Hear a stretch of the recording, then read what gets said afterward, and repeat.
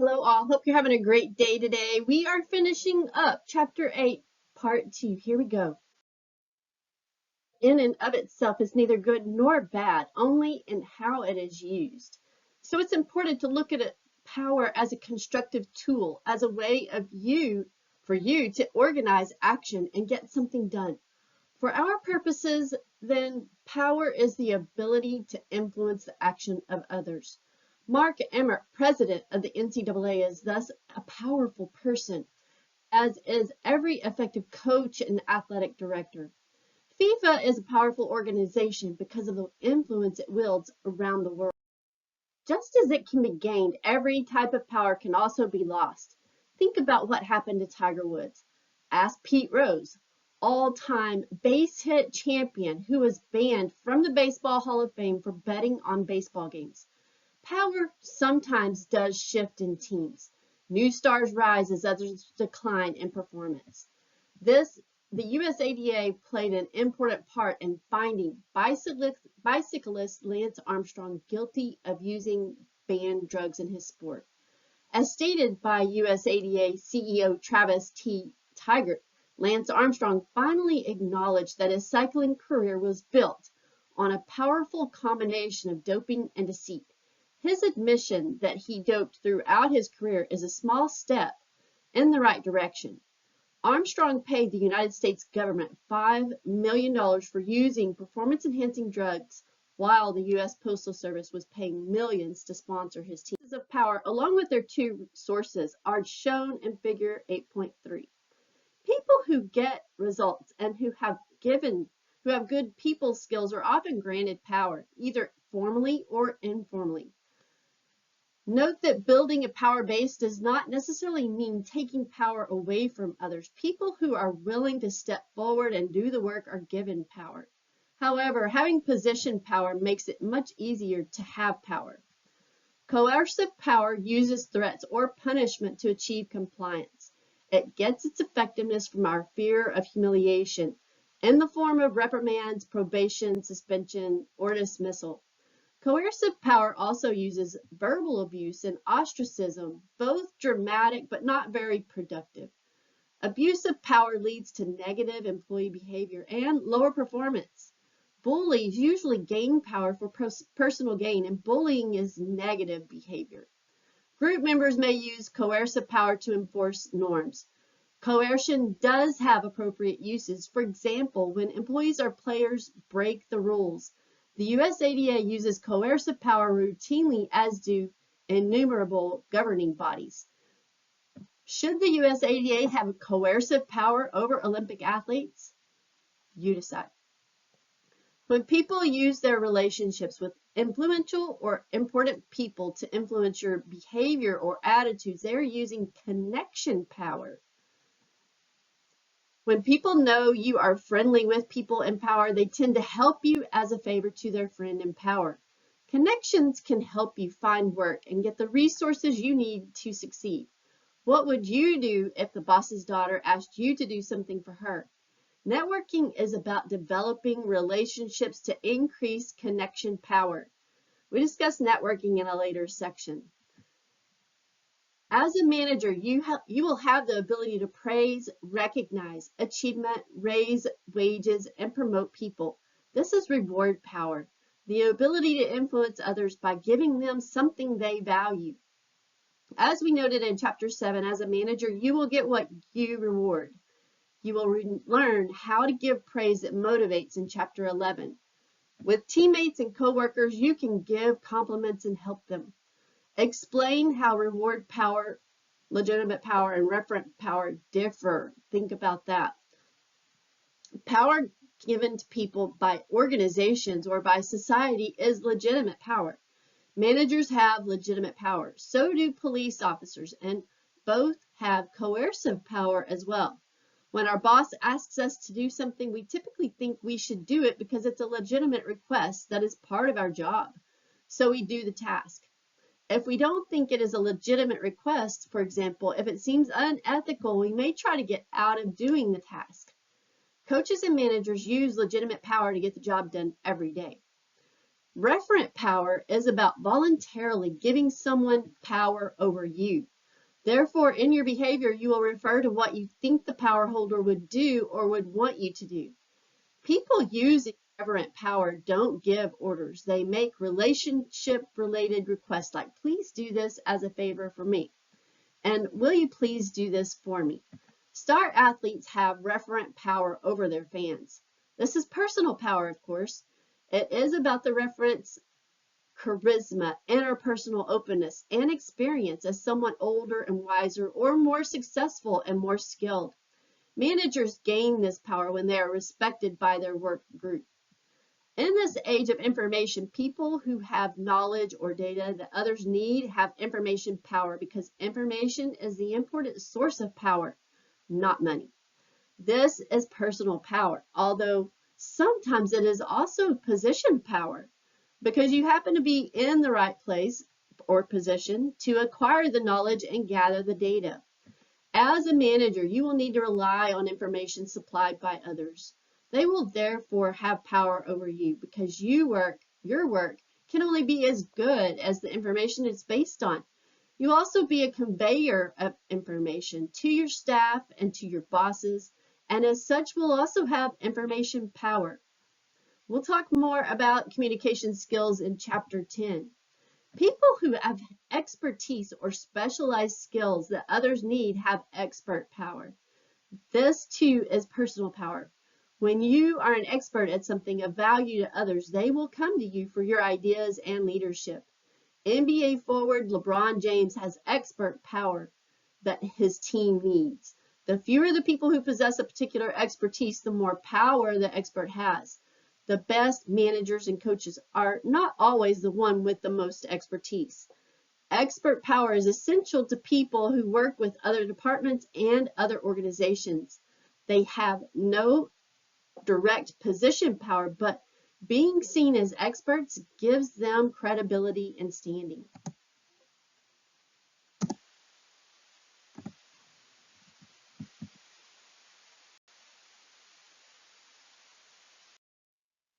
Is often viewed as one's ability to make people do something or as one's ability to do something to people or for them.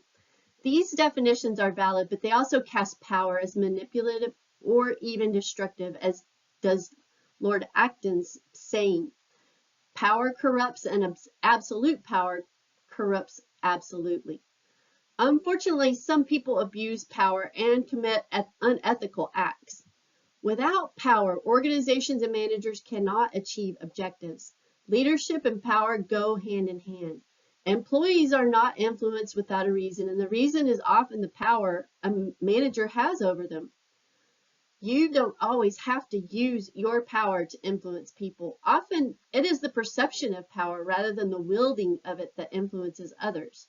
So you can see this continuum and where they meet in the middle of position power and personal power for each of the other different types of power. Coercive and connection and reward tend to be on more position power versus on the other side of personal power, expert and having information and being a referent power. Politics is the efforts of groups or individuals with competing interests to obtain power and positions of leadership. Like power, organizational politics has a negative connotation because it can be manipulated and abused.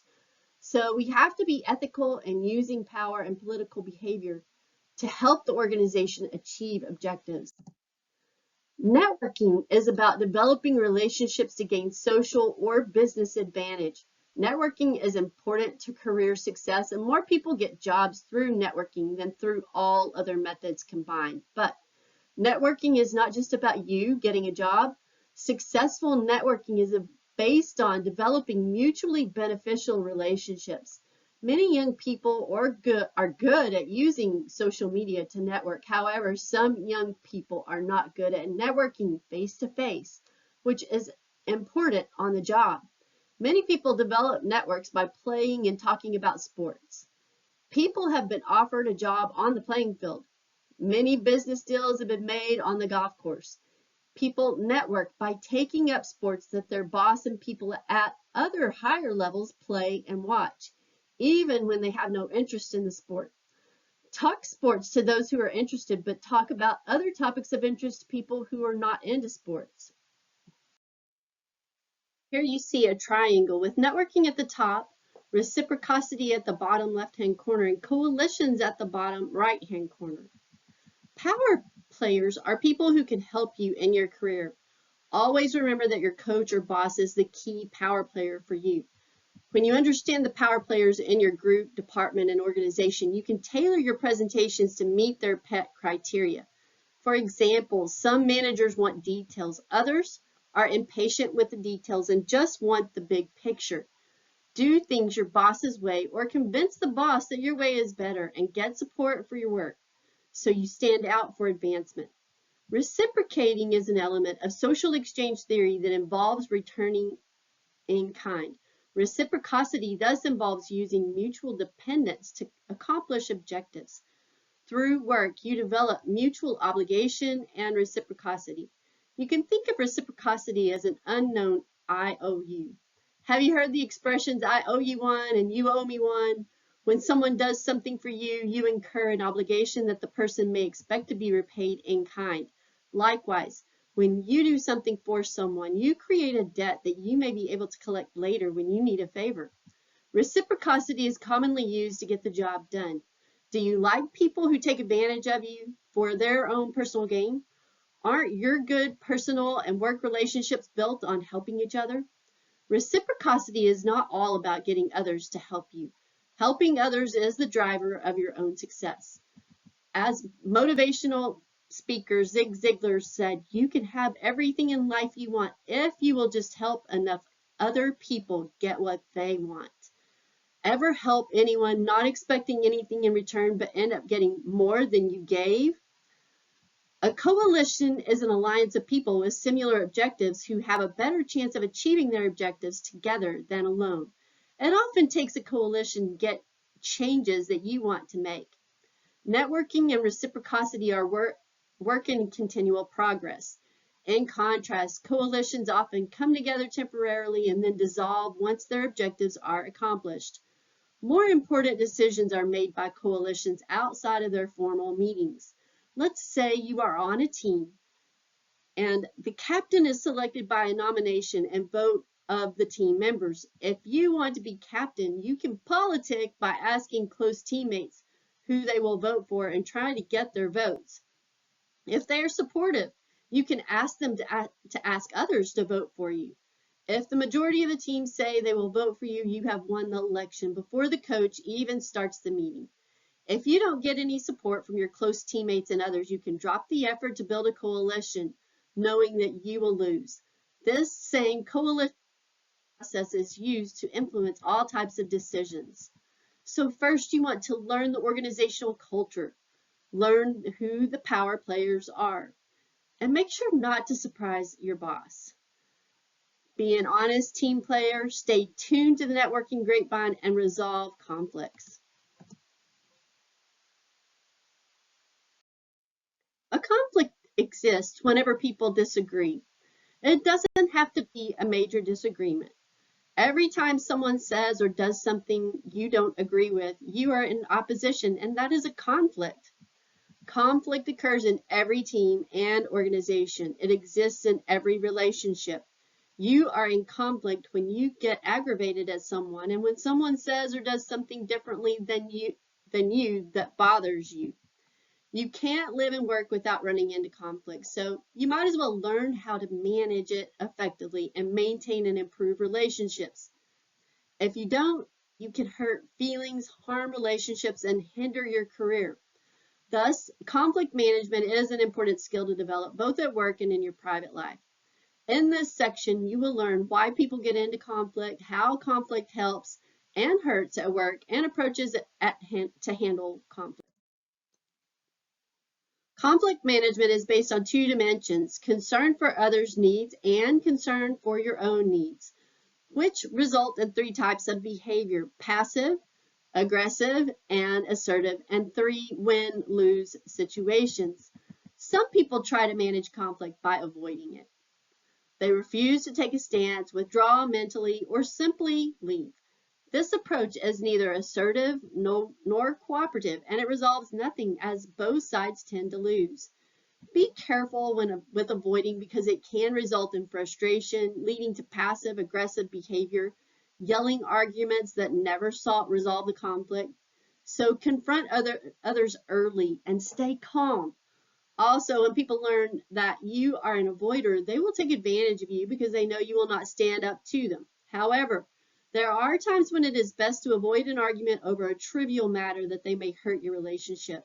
And when you or the other person is overly emotional or you don't have time, avoid until you have the correct emotional mindset and time to resolve the conflict. People who resolve conflict by passively giving in or managing conflict by accommodation. You satisfy the needs of others, but you neglect your own needs by letting others get their way by doing something you really don't want to do. The opposing party wins, you, the accommodator, lose. Avoidance and accommodation differ in one significant way. Avoiders basically do nothing. Accommodators have to do something they don't really want to do. You may like being a follower and preserving relationships by doing things other people's way, but it is counterproductive when you have a better solution. An overuse of accommodating tends to lead to people taking advantage of you, and the type of relationship you try to maintain is usually lost anyway. We often must accommodate our bosses, especially when they use a forcing style. However, there are times when we should accommodate. Why not give in to others when it's not important to you, but it is to them, and you don't have time to resolve the conflict? Isn't doing things we don't want to do an important part of relationship reciprocity and friendship? People who use aggression to get their way resolve conflict by forcing the other party to give them what they want. Forcers are uncooperative and aggressive. They do whatever it takes to satisfy their needs at the expense of others. Forcers threaten, intimidate, and call for majority rule when they know they will win. They also enjoy dealing with avoiders and accommodators because they are easy wins. Forcers win and everyone else loses. Using force from personal power tends to result in poor relationships and resentment toward you. But when you know you have the better idea that will help the organization push for it. From position power, the boss should enforce rules or confront open challenges to the manager's authority, using force when needed. It may also be needed when unpopular action must be taken on important issues and resolving a conflict is urgent. People who resolve conflict through assertive give and take concessions are managing conflict by negotiation. It's also called compromise. Negotiators are both assertive and cooperative. Everyone wins some and loses some. Compromise may result in suboptimal decisions and action through concessions. Continuing use of negotiation, such as bargaining over labor contracts, leads to asking for much more than expected to get closer to what each side wants. However, in true negotiation situations, it should be used. It is often the only resolution to a conflict when the issues are complex and critical and there is no simple, clear solution to resolve the conflict. People who jointly and assertively try to get to the best solution, one that all parties can buy into, resolve conflict by collaboration. Collaborators are problem solvers. They are both assertive and cooperative. Of the 5 styles, only collaborating focuses on finding the best solution. Avoiders and accommodators focus on avoiding conflict, and forcers focus on winning at all costs. Collaborators are willing to change positions if a better solution is presented. Negotiation is often based on secret information, whereas collaboration is based on open and honest communication. This is the only conflict management style in which all parties win. Collaborating tends to lead to the optimal resolution to a conflict. However, it takes more skill, effort, and time to come to a resolution. There are situations in which it is difficult to come up with an agreeable solution, or when a forcer prevents its use. Skillful initiators use short BCF statements and then get involved parties to respond in BCF statements. BCF statements describe conflicts in terms of specific behavior, consequences, and feelings. That is to say, when you do B, which is the behavior, C, the consequences happen, and I feel or feelings. So F. Note that for personal conflicts, the consequences are to you, not to the other party. An example of a BCF statement is when you don't shower after practice, which is the behavior. It smells in our room and it makes me nauseous. Those are consequences to you. And it frustrates me, which is the feeling. The sequence can be varied to lift the situation, such as I fear, which is the feeling, that the advertisement is not going to work, the behavior, and that our hockey team will lose money, the consequences. The idea is to resolve the conflict while maintaining the relationship, so try to keep people from becoming defensive.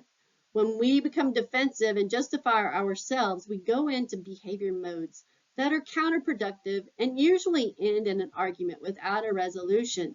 So to avoid making people defensive, use a short, specific BCF statement and follow these guidelines throughout the collaboration.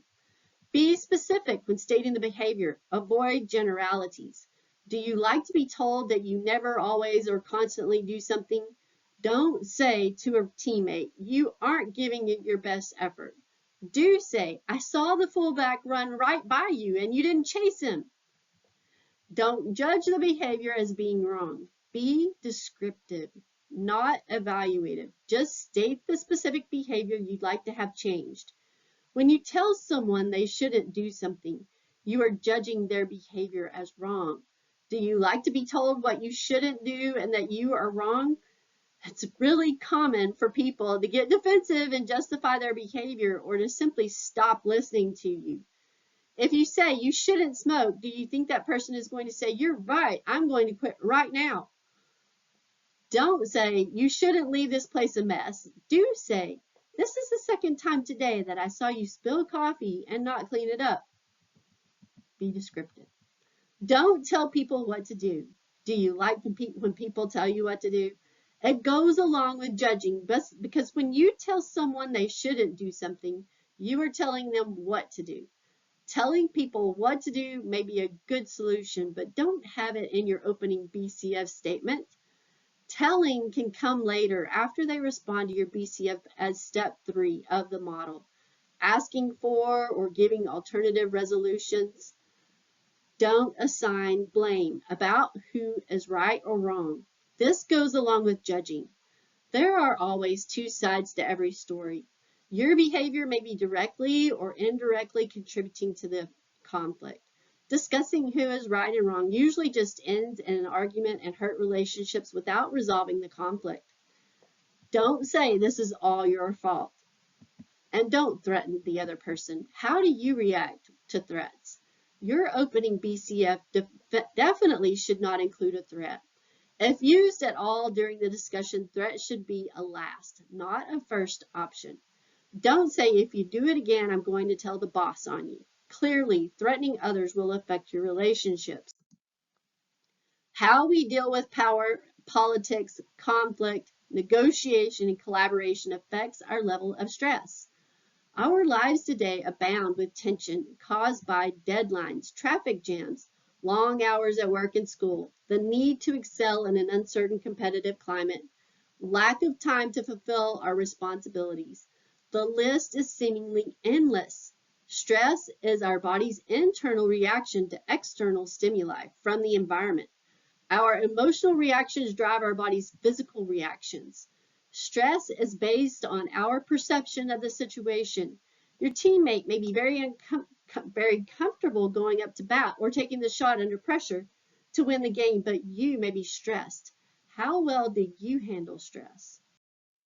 You can also develop your skill at recognizing the causes of stress and methods for reducing stress, fighting and winning the stress tug of war.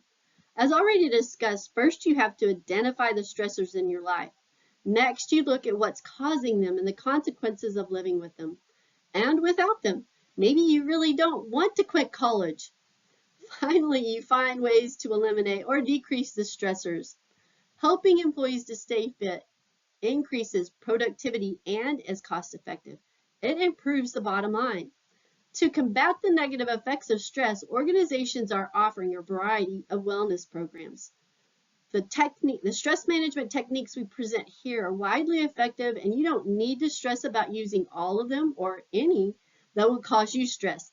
Pick the ones you will enjoy. Manage your time. Good time management skills can decrease job stress. Chapter 14 gives more details on time management. Relax. Start by getting enough rest to rejuvenate your body. Have some fun and laugh. Socialize with friends and family. Listen to music. Pray. Meditate. Find the ones that work for you.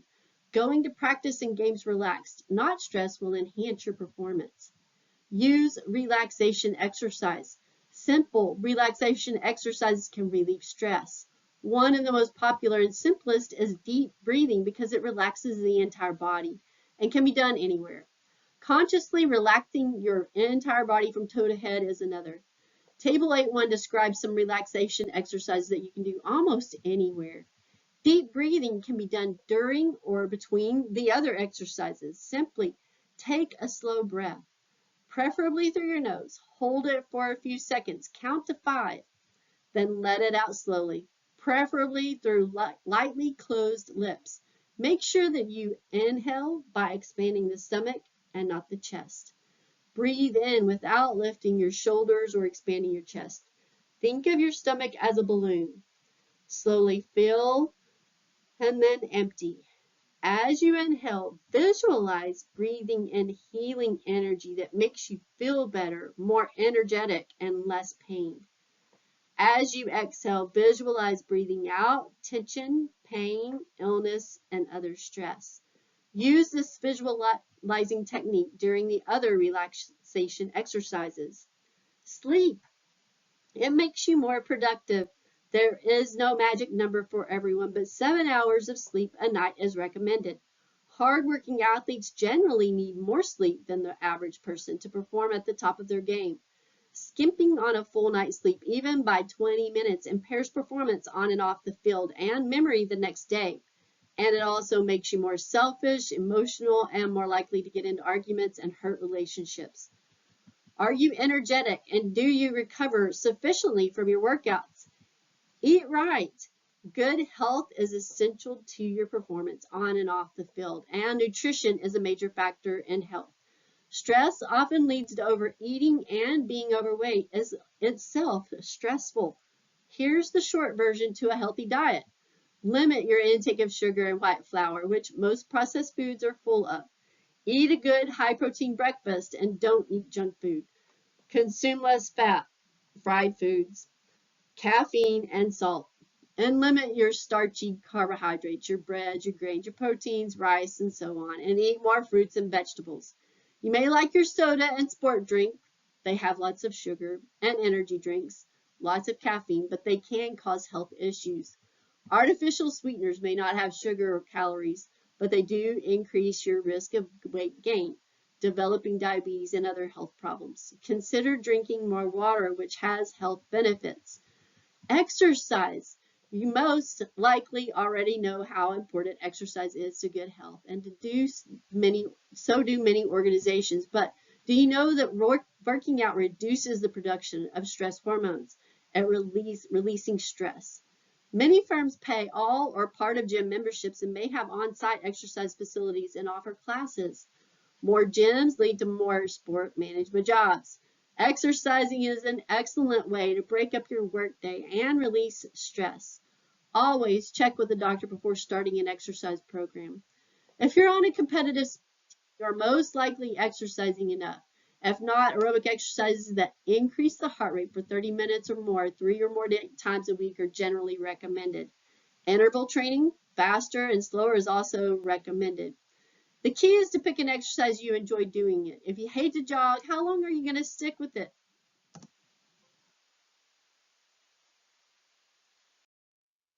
Use stress as a tug of war, but with you in the center as shown in figure 8.8 here, or you are on a high wire act.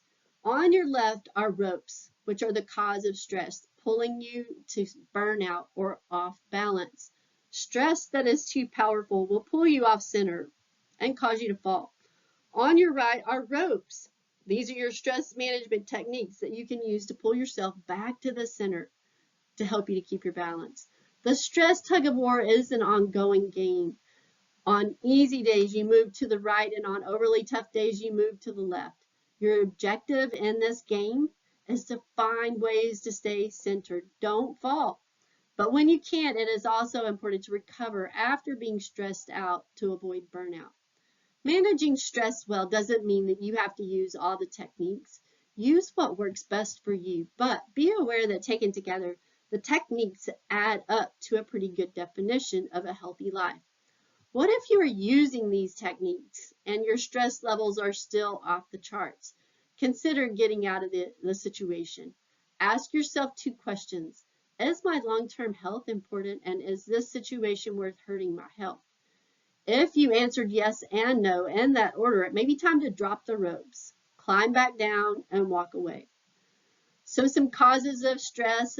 Sometimes it's about your personality type. You have a tendency to be type A, or you take on a lot of stress. The organizational culture, what is it like? Is it causing stress?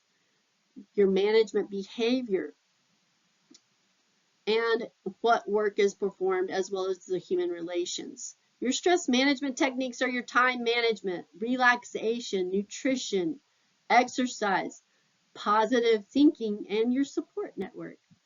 Functional stress is at the midpoint of a continuum, corresponding with high performance at the midpoint of a continuum below it. At one extreme is burnout and low performance. At the other extreme is no stress and low performance. And that is all we have for today. What I would expect for you to do with having gone through all of this is be able to describe the big 5 personality traits.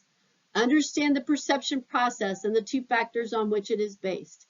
Explain how personality, perception, and attitude are related and why they are important. Also be able to state what job satisfaction is and why it is important. Define power and explain the difference between position and personal power.